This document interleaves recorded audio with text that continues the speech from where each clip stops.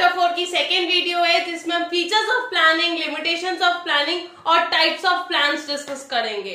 मैं कोशिश करूंगी कि इसी वीडियो में शॉर्ट रह के मैं सारा टॉपिक समझा दूं, वरना इसकी एक और वीडियो बना लेंगे, कोई परेशानी वाली बात नहीं है। जितने भी लोगों ने पुरानी वीडियो नहीं देखी है या फिर पुराने चैप्टर्स रह गए वो वापस चैनल पे जाओ, प्रॉपर प्लेलिस्ट बना रखी है, बिना किसी के प्रॉब्लम के आप देख सकते हो। जितने लोगों ने मेरा चैनल सब्सक्राइब नहीं किया है वो जरूर करो, जिससे कि आप कोई भी लेटेस्ट अपडेट या वीडियो मिस ना करें। पहले की फीचर्स ऑफ प्लानिंग, प्लानिंग के क्या फीचर्स होते हैं। सबसे पहला है it focuses on achieving objectives. Obviously बात है, हम प्लानिंग बनाते ही क्यों है, अपने ऑब्जेक्टिव्स को अचीव करने के लिए, उसी के बेसिस पे प्लानिंग की जाती है। तो वही उसका पहला फीचर है कि उसका फोकस सारा यही होता है कि जो ऑब्जेक्टिव्स आपने बनाए हुए हैं उनको आप अचीव कर पाओ। दूसरा है इट इज फ्यूचरिस्टिक। आपको अगर याद हो, मैंने आपको बताया था कि हम अजम्पशंस बनाते हैं। वो अजम्पशंस किस बेस पे होते हैं, वो अजम्पशंस फ्यूचर के बेस पे होते हैं। तो क्या हुआ, प्लानिंग फ्यूचरिस्टिक तो हुआ, क्यों? क्योंकि वो फोरकास्ट करता है, यानी कि डिटरमाइन करता है कि एक्चुअली आने वाले कल में होने क्या वाला है, उस अकॉर्डिंग वो प्लान बनाता है जिससे कि बिजनेस को प्रॉब्लम ना फेस हो। तो प्लानिंग इज फ्यूचरिस्टिक। दूसरा है प्लानिंग इज परवेसिव। ये तो हम मैनेजमेंट से पढ़ते आ रहे हैं। परवेसिव का मतलब क्या होता है, हर जगह हर वक्त अवेलेबल होने वाली चीज। तो हमें ये सबको पता है कि प्लानिंग हर जगह हर वक्त अवेलेबल होती है, हर ऑर्गेनाइजेशन में, हर लेवल पे। फिर है planning is a mental exercise. इसका मतलब ये होता है कि माइंड का इन्वॉल्वमेंट बहुत करता है। ऑब्वियस है कि आप बिना दिमाग से सोचे प्लानिंग कैसे करोगे, कैसे प्लान्स बनाओगे जब आपको समझ ही नहीं आ रही चीजें। समझते कहां से है, ब्रेन से, माइंड से। सबसे बड़ी चीज है कि आपको इंटेलिजेंट होना पड़ेगा, आपको फोरकास्ट पढ़ने आने चाहिए, तभी तो आप चीजें समझ पाओगे। आपको इमेजिनेशन रखनी पड़ेगी अच्छी, कि आप फ्यूचर का सोच पाओ कि एक्चुअली फ्यूचर में होने क्या वाला है। इसीलिए कहते हैं कि planning is a mental exercise, यानी कि माइंड की इन्वॉल्वमेंट बहुत ज्यादा होती है फोरकास्ट करने में और डिटरमाइन करने में कि आने वाले कल में क्या होगा। फिर है planning is a continuous process. आपको पता है कि ऐसा नहीं कि प्लानिंग सिर्फ एक दिन के लिए होती है या फिर एक महीने के लिए होती है। प्लानिंग एक दिन की, एक महीने की, एक साल की और 12 साल की, 10 साल की, कितने भी सालों की हो सकती है। इट डिपेंड्स कि आपको ऑब्जेक्टिव्स अचीव करने हैं। ऑर्गेनाइजेशन का सिर्फ एक ऑब्जेक्टिव नहीं होता है, उसके काफी सारे ऑब्जेक्टिव्स होते हैं और उन्हीं ऑब्जेक्टिव्स को हमें अचीव करने के लिए हम क्या बनाते हैं, प्लानिंग करते हैं। अब जब आप प्लानिंग कर रहे हो, जैसे जैसे आपके ऑब्जेक्टिव्स बढ़ते जाएंगे, अगर एक पूरा हुआ दूसरा आ गया, दूसरा पूरा हुआ तीसरा आ गया, तो प्लानिंग भी तो चलती रहेगी ना। तो इसीलिए कहते हैं planning is a continuous process. फिर थर्ड है planning involves choice and decision making. अब एक चीज बताओ, चॉइस का मतलब क्या हुआ। अगर आपको याद हो, मैंने स्टेप्स में आपको ये चीज बताई थी, evaluation of alternatives and selecting the best alternative. क्या है वो, चॉइस है और डिसीजन मेकिंग है।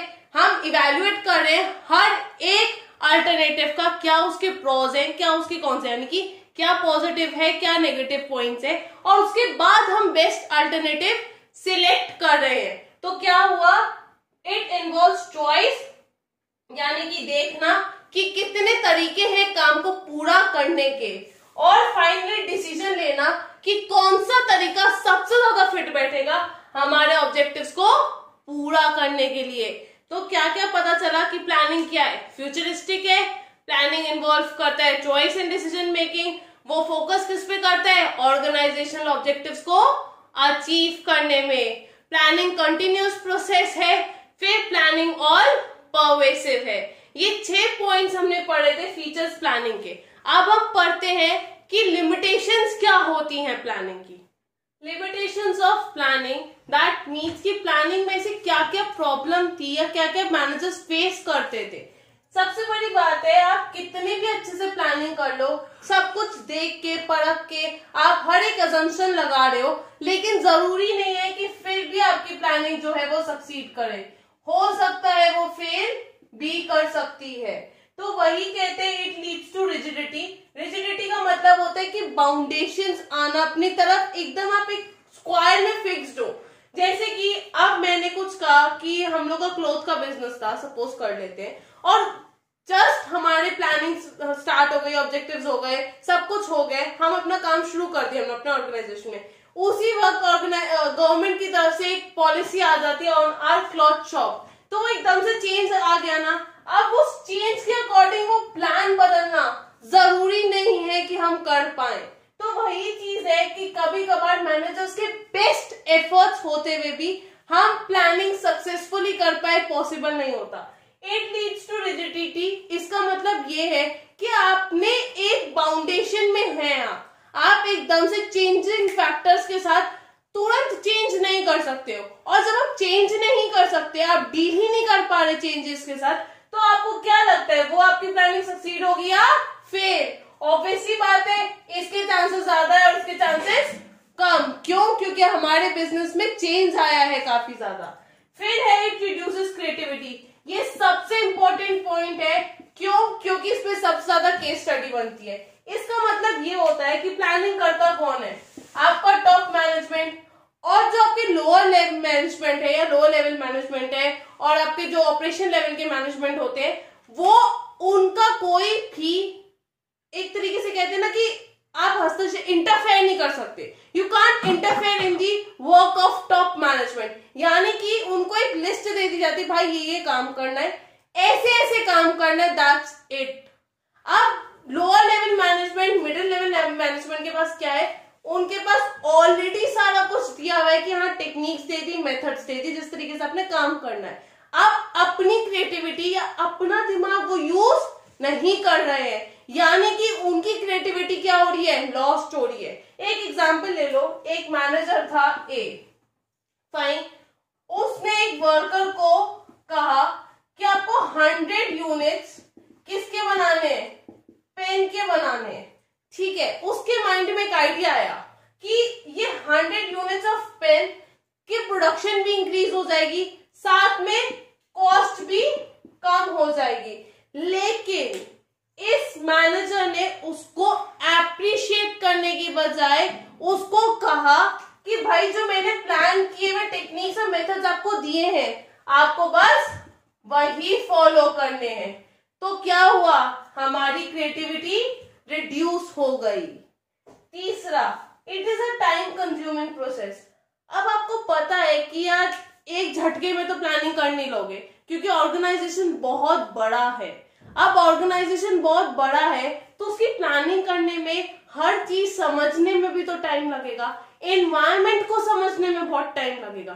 तो वही कहते कि टाइम टेकिंग प्रोसेस होता है।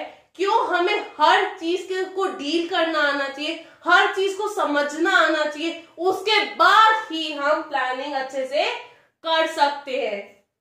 फिर है इन्वॉल्व्स ह्यूज कॉस्ट। अब कॉस्ट कैसे ज्यादा लगती है? ये करता कौन है? Top management. टॉप मैनेजमेंट में क्या सिर्फ एक बंदा आता है? नहीं, जितने भी आपके बोर्ड ऑफ डायरेक्टर्स हैं, आपके ओनर्स हैं, आपका मैनेजमेंट है, वो सारा इसमें आता है। तो डिस्कशन करने के लिए, मीटिंग्स वगैरह कराने के लिए, और अगर आप मीटिंग करा रहे हो ऑब्वियसली बात है रिफ्रेशमेंट्स भी आप दोगे, तो इन सब पे जो खर्चा होता है क्या इन्वॉल्व करता है? वो प्लानिंग पे। तो क्या है? इट इन्वॉल्व्स ह्यूज कॉस्ट, यानी कि बहुत ज्यादा पैसे लगते हैं। फिर है it does not guarantee success. इसका मतलब क्या होता है कि प्लानिंग के टाइम पे कुछ मैनेजर्स ऐसे होते हैं जो रिलाय करते हैं पुराने प्लान्स पे। अब एक बार प्लान अच्छे से काम कर गया, इसका मतलब ये तो नहीं कि अगली बार भी अच्छे से करेगा या अगली बार भी उतने ही एफिशिएंटली से काम करेगा, नहीं होता पॉसिबल। तो वो मैनेजर्स जो रिलाय कर रहे हैं पुराने प्लान्स पे, या फिर कुछ ऐसी चीजें भी हो सकती है जो मैनेजर के कंट्रोल से ही बाहर है, जैसे कि अर्थक्वेक, नेचुरल क्लैमिटीज, फ्लड वगैरह आ जाए, वो मैनेजर के कंट्रोल से बाहर, उससे कैसे डील करेगा? तो ये 100% सक्सेस प्रोवाइड नहीं करती है, ये हमें याद रखना है। फिर लास्ट है it may not work in a dynamic environment. इसका मतलब ये है कि जैसे जैसे चेंजेस आए, जरूरी नहीं है कि आप बिजनेस में वैसे वैसे चेंजेस एक्सेप्ट करते जाओ। इट्स नॉट कंपल्सरी, क्योंकि वो पॉसिबल ही नहीं होता है। आपको डायनामिक एनवायरनमेंट यानी कि चेंजेस के साथ डील करना आना चाहिए। मैनेजर्स कोशिश करते हैं कि आप करो, अडाप्ट कर लो, लेकिन कुछ लोग इतने रिजिड होते हैं ना कि नहीं करते। जैसे कि मान लो फार्मर्स है, अब हमारी एग्रीकल्चर के लिए कितनी नई नई वो आ गई टेक्नोलॉजी, लेकिन आज भी वो ट्रेडिशनल स्टाइल पढ़ते हुए अपनी नई टेक्नोलॉजी एक्सेप्ट करने को ही नहीं तैयार। तो वही चीजें, माइंडसेट भी होता है लोगों का ऐसी कि हम पुरानी ट्रेडिशनल सोचों पे ही डिपेंडेंट है। अभी भी हम कंजर्वेटिव हैं, ऑर्थोडॉक्स हैं कुछ लोग, तो वो अपनी नई सोच बढ़ाना ही नहीं चाहते। क्यों? क्योंकि वो बिलीव ही नहीं करते। तो वही है कि वो डायनामिक एनवायरनमेंट में शायद काम ना कर पाए। आपको पता नहीं है कि जो प्लान बना रहे हैं वो किस माइंडसेट के हैं, या वो टेक्नोलॉजी को या वो चेंजेस को एक्सेप्ट करने को तैयार है या नहीं। तो अब हमारे लिमिटेशंस क्या हुए? पहला, इट लीड्स टू रिजिडिटी यानी कि बाउंडेशंस, रिड्यूसेस क्रिएटिविटी। क्यों? क्योंकि कोई किसी की सुनता नहीं है, बस ऑर्डर दिया जाता है उसको फॉलो करना होता है। A time consuming process, obvious है। इन्वॉल्व्स ह्यूज कॉस्ट, यानी कि जितना भी डिस्कशन मीटिंग्स वगैरह में टाइम लगता है वो सारा कॉस्ट जो लगता है वो सारा प्लानिंग का ही पार्ट है। It does not guarantee success, यानी कि 100% सक्सेस नहीं है। It may not work in a dynamic environment, that means changes are not easily acceptable by the people. तो ये हमारे लिमिटेशंस खत्म हो गए। That's all for today. Thanks for watching. Do subscribe, like and share the video as much as you can. Thank you.